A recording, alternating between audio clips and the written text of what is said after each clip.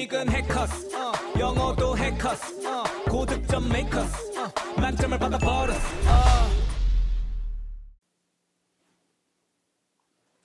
여러분 안녕하세요. 2023년 12월 10일 토익 총평을 담당하는 해커스학원 이상길입니다. 오늘 시험 보신 분들 고생들 많으셨습니다. 그래도 12월 날씨임에도 불구하고 이렇게 춥지 않아서 다른 데 여러분들이 이렇게 집중력이 분산되는 일, 날씨 때문에 그런 일은 없었어요. 그죠?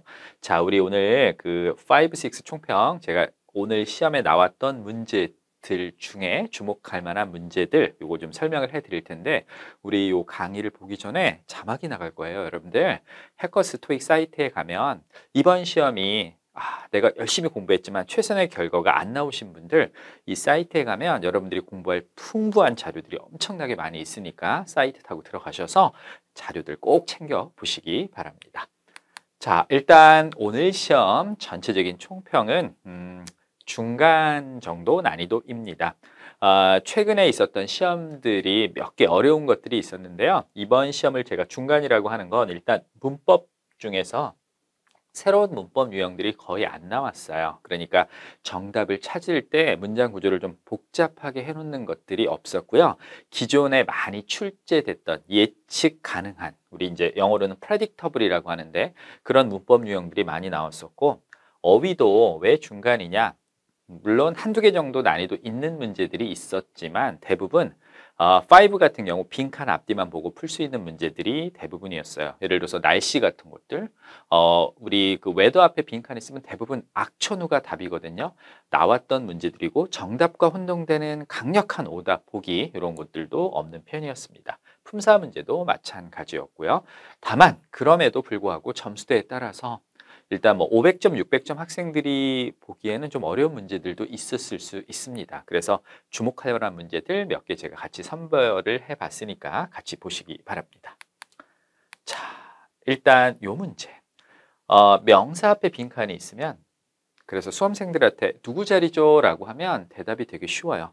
형용사요 이렇게 얘기를 하는데 그거는 반은 맞고 반은 틀립니다. 무슨 얘기냐? 명사 앞에 형용사가 들어가긴 하지만 형용사만 들어가는 건 아닙니다. 엄밀하게 이야기를 하면 형용사의 기능을 하는 형용사 말고요. 현재 분사, 과거 분사 들어갈 수 있고요. 네 번째, 명사와 짝을 이루는 복합 명사도 들어갈 수가 있습니다.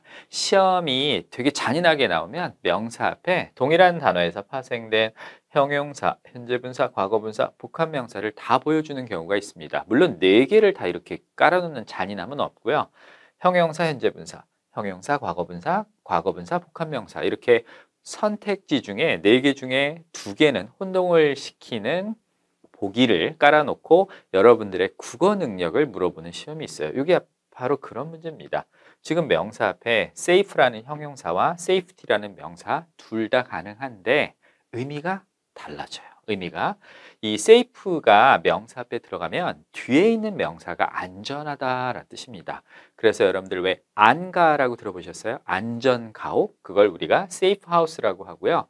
safe number. 안심번호, 안전한 번호, 개인정보 노출이 우려될 때 요즘에 여러분들 왜 택배 같은 거 시킬 때 이렇게 클릭을 하면 본인 전화번호 노출 안 되고 이렇게 임의로 번호 배정되는 거 있죠. 그런 것들이 안심번호입니다. 근데 어떨 땐 그런 명사인 safety를 사용하느냐? 요걸 사용하게 되면 안전에 관한, 안전에 관련된 이란 뜻으로 the safety measures 하면 안전에 관련된 요거는 조치들, 그 다음에 safety guidelines 하면 안전에 따라서 우리가 지켜야 될 규칙이나 규정들, 뭐 이거 말고 safety precaution 이런 것도 사용이 됩니다. 그래서 이런 것들은 어떻게 공부를 해야 되느냐?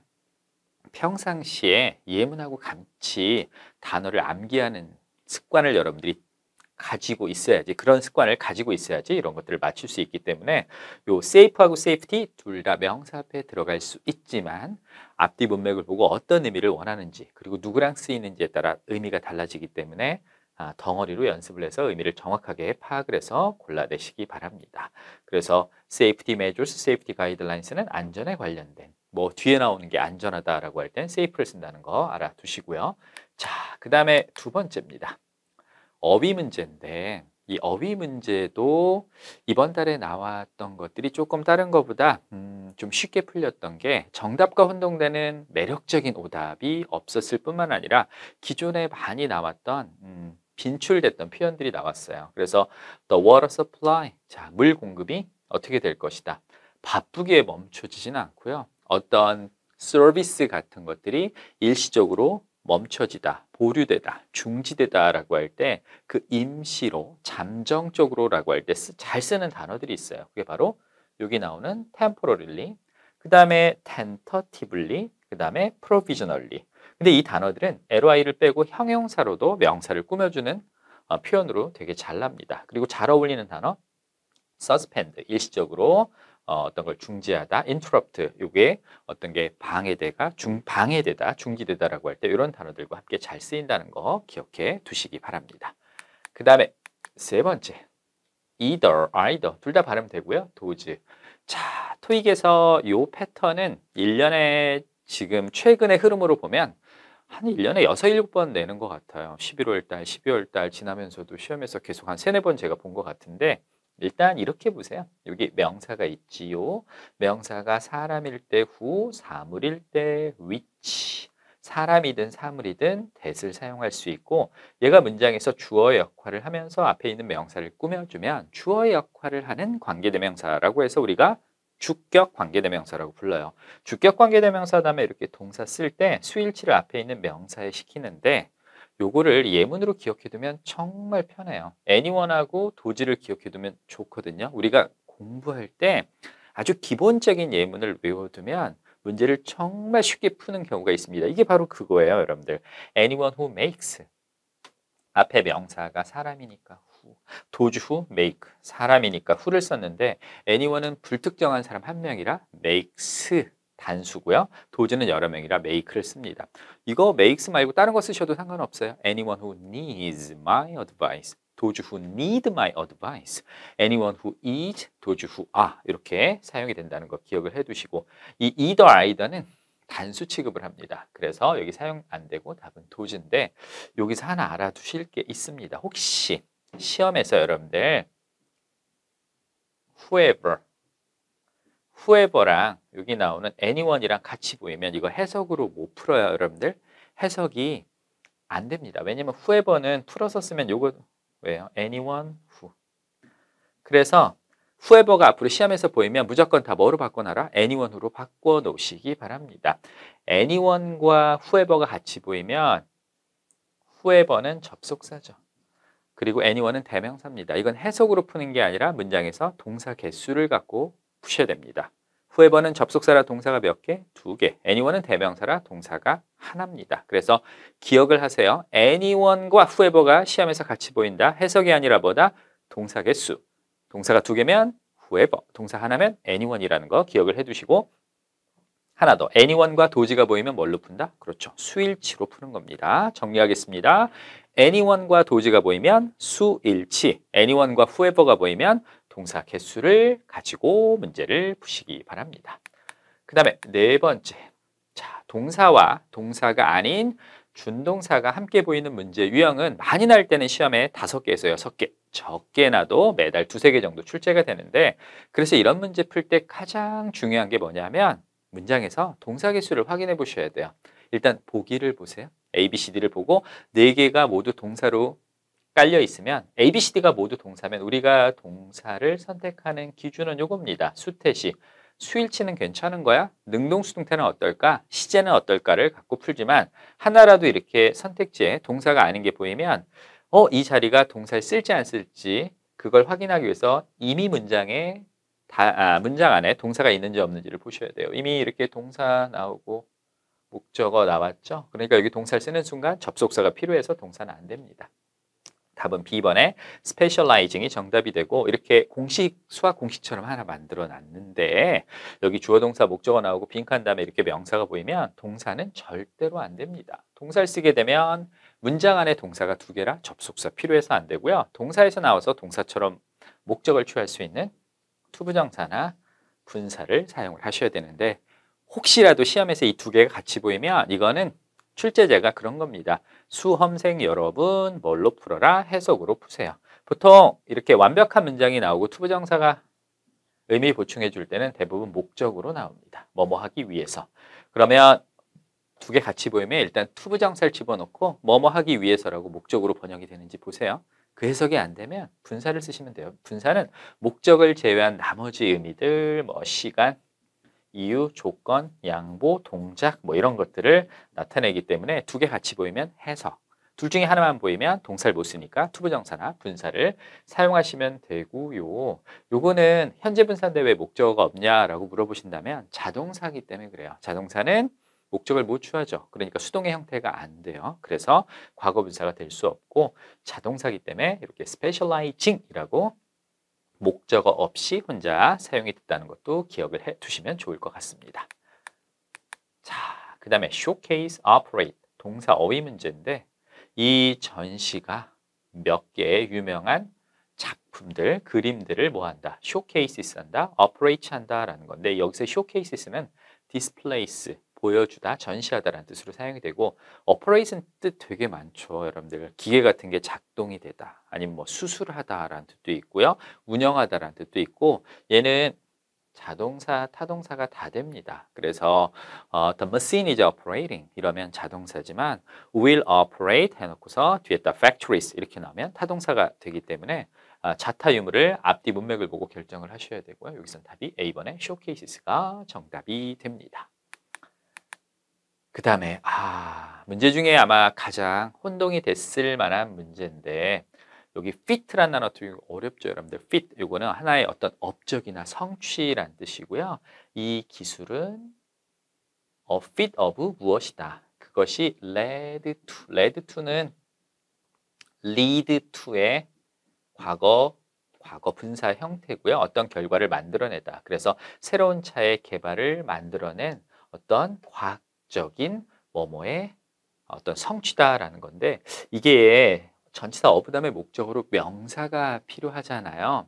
그래서 A를 찍으신 분들 문법적으로 A번 안 됩니다. engineer 요거는 사람이죠. 가산명사입니다.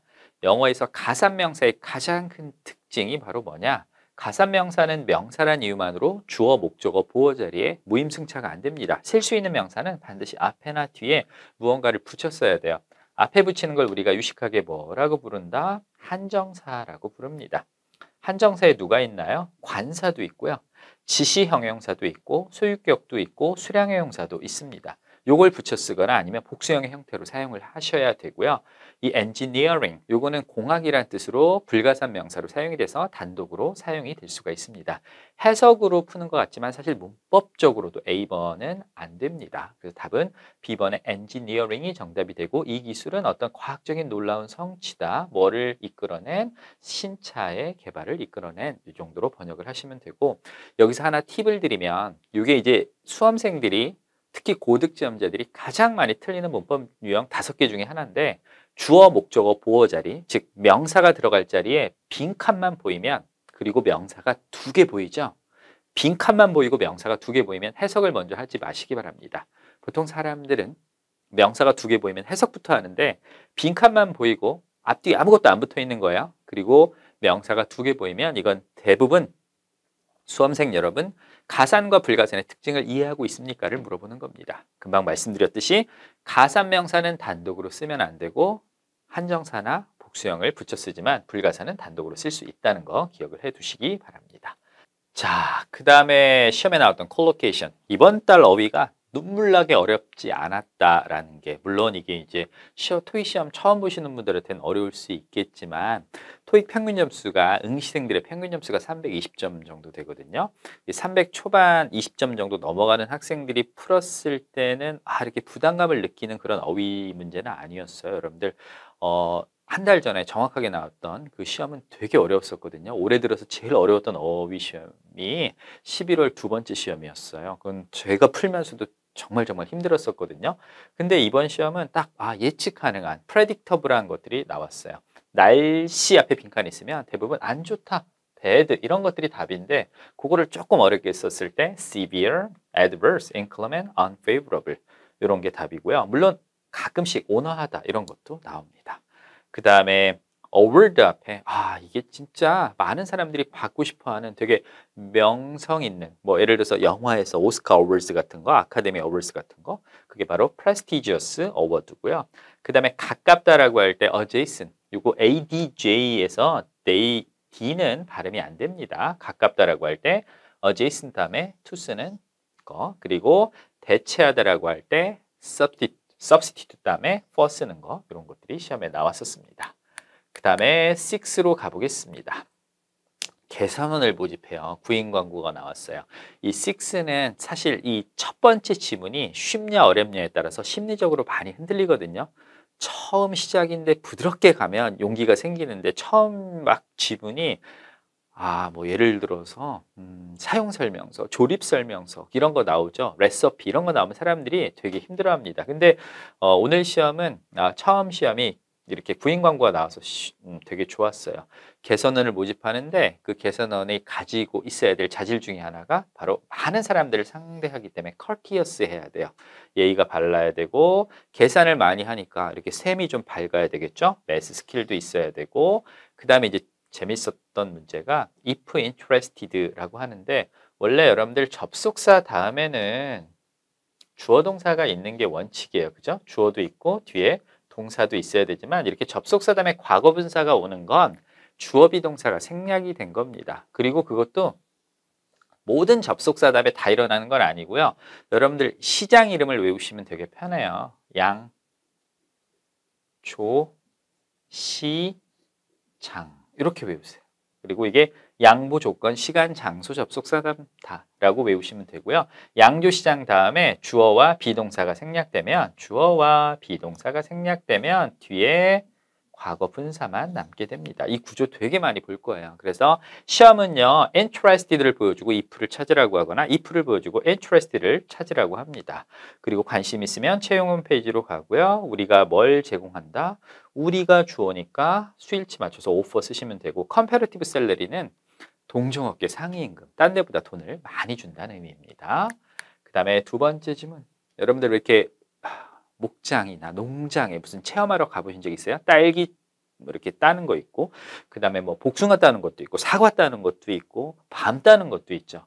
이 어메이징한 경험을 하세요. 올해 수확량이 엄청나게 풍부해서.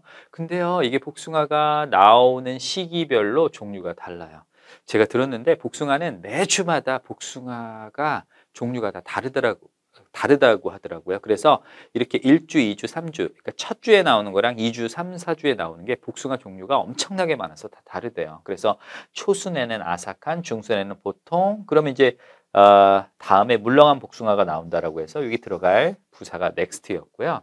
그리고 마지막 황도 복숭아로 마무리가 됩니다. 근데 직접 이거를 난 따는 건 귀찮아 그냥 사오고 싶어 라고 하면 구매도 가능하다라고 해서 purchase란 어휘를 찾는 문제가 있었고요.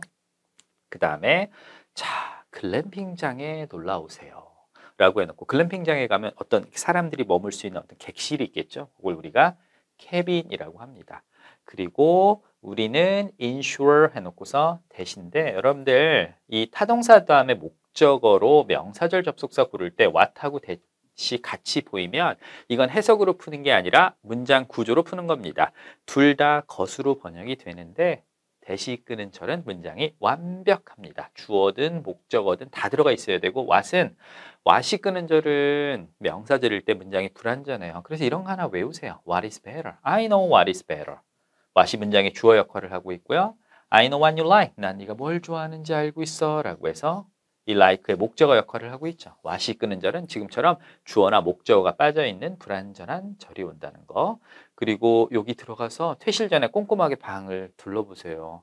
여기가 되게 멀리 떨어져 있어서 한번 들어올 때 시간이 오래 걸리니까 혹시 놓고 간 물건이 있는지 개인 소지품 놓고 가는 거 아닌지 한번 확인을 해보시고 공용 주방 옆에 파란 통을 찾아보세요. 거기에다가 쓰레기를 버리시면 됩니다. 라고 해서 대어를 찾는 문제. 자, 그 다음에 네 번째 질문.